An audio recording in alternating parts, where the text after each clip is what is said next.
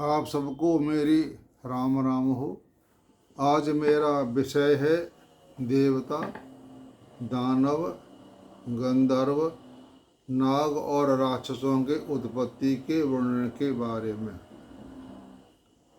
तो भीष्म जी कहते हैं कि गुरुदेव देवताओं को, दानवों, गंधर्वों, नाग और राक्षसों की उत्पत्ति का आप विस्तार के साथ वर्णन कीजिए। तो पुलद जी बोले कि पहले के प्रजावर की सृष्टि संकल्प से, दर्शन से तथा स्पर्श करने से होती थी। पुलद जी कह रहे हैं कि पहले प्रजावर की सृष्टि संकल्प से होती थी, जो हमने संकल्प छोड़ दिया, या देखने मात्र से हो जाती थी, या स्पर्श करने से होती थी। किंतु प्रचेताओं के पुत्र दक्ष प्रजापति के बाद, यानी प्रचेताओं के पुत्र दक्ष प्रजापति के बाद मैथुन से प्रजा की उत्पत्ति होने लगी। इससे पहले उत्पत्ति संकल्प से, दर्शन से और स्पर्श से होती थी। दक्ष ने आदि में जिस प्रकार प्रजा की सृष्टि की उसका वर्णन सुनो। अब यहाँ पर हम दक्ष ने जो सृष्टि हुई उसके बारे में बता रहे हैं। पहले नियमानुसार संकल्प आदि से देवता, ऋषि और नागों की सृष्टि करने लगे, किंतु प्रजा की वृद्धि नहीं हुई। यानी पहले संकल्प से, दर्शन से और छूने से उत्पत्ति पैदा हुई, लेकिन खास कोई वृद्धि नहीं हुई। तब उन्होंने मैथुन के द्वारा अपनी पत्नी वीरिणी के गर्भ से 60 कन्याओं को जन्म दिया। उनमें से 10 धर्म को, 13 कश्यप को, 27 चंद्रमा को, 4 अर्शनेम को, 2 भृग पुत्र को, 2 बुद्धिमान कृशाश्व को तथा 2 महर्षि अंगिरा को ब्याह दी। वे सब देवताओं की जननी हुई। मतलब इनसे देवता पैदा हुए। उनके वंश विस्तार का आरंभ से ही वर्णन करता हूँ, सुनो।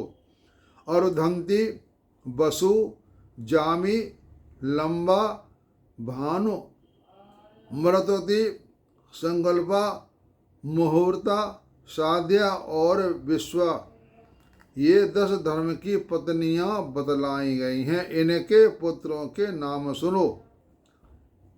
विश्वा के गर्भ से विश्वदेव, संध्या के साथ से देवताओं का जन्म, मृत्युषि से देवताओं के, मन इनसे सबसे देवता पैदा हुए।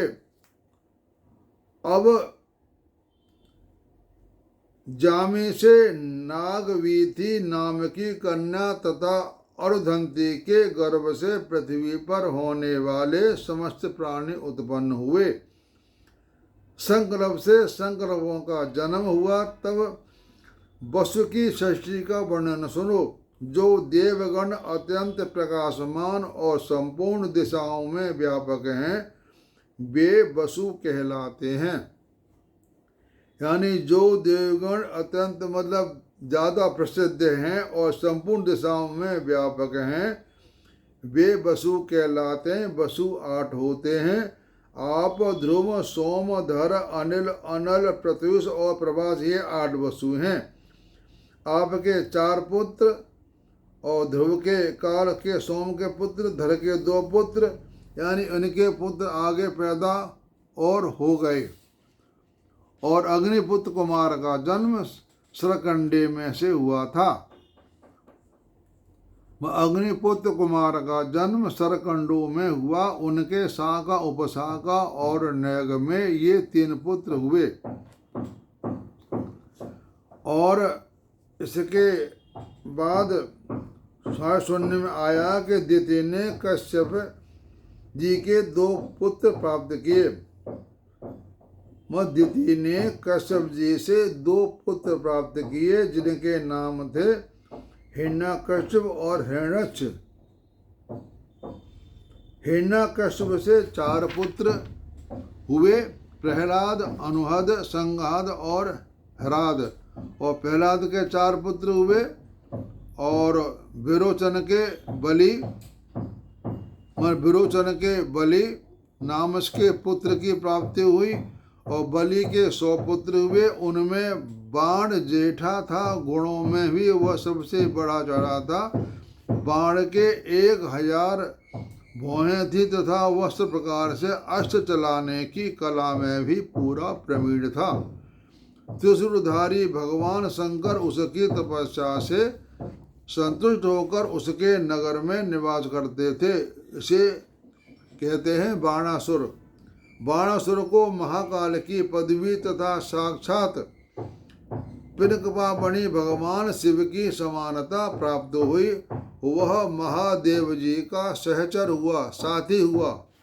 हिरणाक्ष के उलूक, शकुनि, भूत संतापन और महाभीम ये 4 पुत्र हुए। इनमें से 27 करोड़ पुत्र पौत्रों का विस्तार हुआ और पुलोमा नामक दानव से शची नाम की कन्या हुई। मय के 3 कन्याएं हुई, उपदानवी, मंदोदरी और कुहू। स्वर्भानु से नाम स्वर्धमान और वृषपर्वा आदि थे।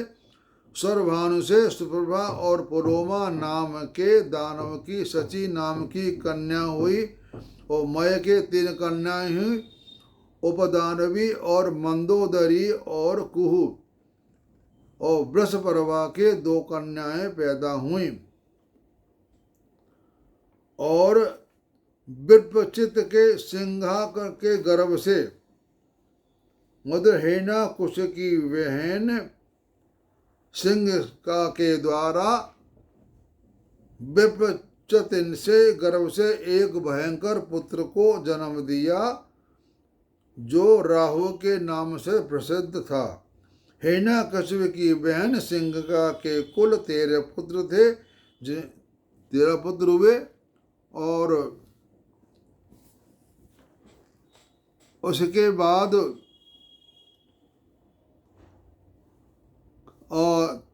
ताम्रा ने कश्यप जी के वीर से 6 कन्याओं को जन्म दिया। और इसके बाद विनता की संतानों का वर्णन सुनो।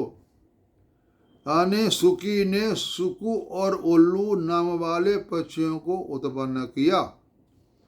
यानी ताम्रा ने कश्यप जी के वीर से 6 कन्याओं को जन्म दिया जिनके नाम ये हैं। सुकी सेनी भाषी। सुकी ने सुक और उल्लू नाम के पक्षियों को जन्म दिया और सेन बाजों को तथा भाषी ने कुरूर नामक पक्षियों को जन्म दिया। और गृधि से गृद्ध और सुगुधि से कबूतर उत्पन्न हुए तथा सूची ने हंस, सारस, कारण एवं पलव नाम के पक्षियों को जन्म दिया। यह ताम्रा के वंश का वर्णन हुआ। अब विनता की संतानों का वर्णन सुनो।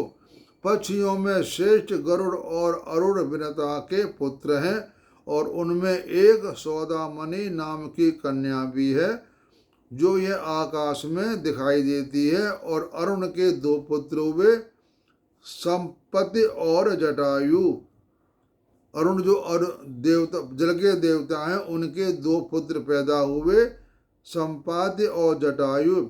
संपाद्य के पुत्रों का नाम बभ्रु और शीघ्र है। इनके शीघ्र विख्यात हैं। और सुरसा के गर्भ से 1000 सर्पों की उत्पत्ति हुई तथा उसका व्रत का पालन करने वाले कद्रू ने 1000 मस्तक वाले एक सहस्र नागों को पुत्र के रूप में प्राप्त किया। उनके 26 नाग प्रधान एवं विख्यात हैं। शेष, वासुक, कर्काटोक, शंख वगैरह आदि आदि। इन सब के पुत्र पौत्रों की संख्या का अंत नहीं है। इनमें से अधिकांश नाग पूर्व काल में राजा जन्मे जय के यज्ञ मंडप में जला दिए गए थे और क्रोधवश ने अपने ही नाम के क्रोधवश संज्ञक राक्षस समूह को उत्पन्न किया और उनकी बड़ी बड़ी दाढ़ें थीं, उनमें से 10 लाख पैदा हुए और क्रोधवश भीमसेन के हाथ से मारे गए। सुरभि ने कश्यप जी के अंश से रुद्रगण, गाय, भैंस तथा सुंदरी स्त्रियों को जन्म दिया और मुनि से मुनियों का समुदाय तथा अप्सराएं प्रकट हुई। अर्श ने बहुत से किन्नरों को और गंधर्वों को जन्म दिया। इरा से तृण, वृक्ष, लताएं और झाड़ियां, इन सब की उत्पत्ति हुई।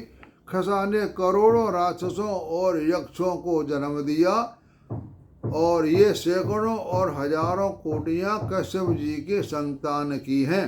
यह